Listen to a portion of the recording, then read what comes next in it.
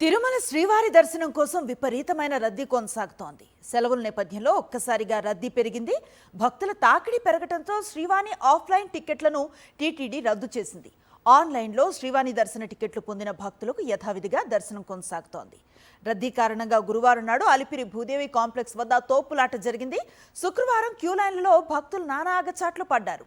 భక్తులకు కనీస సౌకర్యాలు కల్పించలేదని ఆగ్రహాన్ని వ్యక్తం చేశారు. బ్రహ్మాండ నాయకుని దర్శనం చేసుకునేందుకు భక్తులు తిరుమలకు పోటెత్తారు.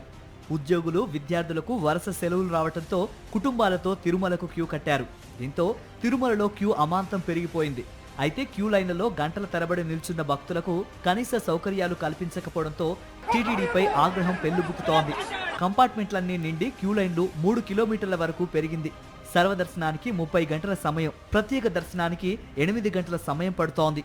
రద్దీకి తగ్గట్టు టీటీడీ ఏర్పాట్లు చేయకపోవడంతో భక్తులు ఇబ్బందులు పడుతున్నారు.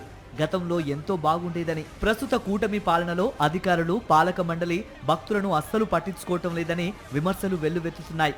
క్యూ లైన్లో గంటల తరబడి నిల్చోవలసి వస్తుందని, కనీసం మంచినీరు, ఆహారం కూడా అందటం లేదని, క్యూ లైన్ వద్ద ఉన్న కొలాయిలు తుప్పుపట్టాయని భక్తులు అంటున్నారు.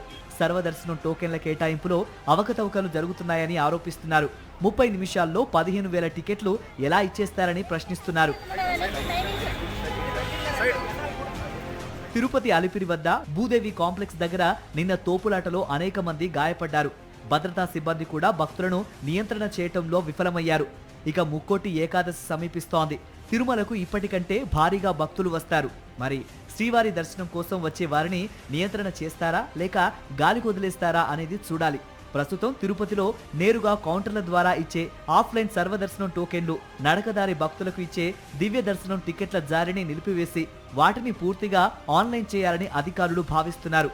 కౌంటర్ల దగ్గర భక్తులు గంటల తరబడి వేచి ఉండటం, తోపులాటలు, గందరగోళం నివారించడానికి ఈ మార్పులు చేయాలనుకుంటోంది.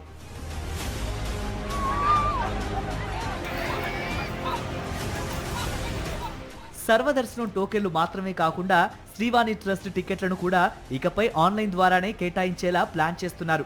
ప్రస్తుతం రేణిగుంట విమానాశ్రయం, తిరుమలలోని కౌంటర్ల ద్వారా శ్రీవాణి టికెట్లు అందుబాటులో ఉన్నాయి.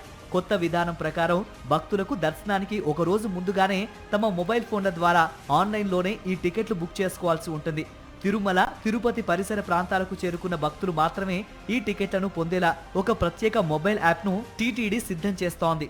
అంటే భక్తులు తిరుపతికి చేరుకున్న తర్వాతే తమ ఫోన్ ద్వారా మరుసటి రోజు దర్శనం కోసం టికెట్ బుక్ చేసుకోవచ్చు. జనవరి నెల నుంచే ఈ సరికొత్త విధానాన్ని అమలులోకి తీసుకురావాలని టీటీడీ యోచిస్తోంది.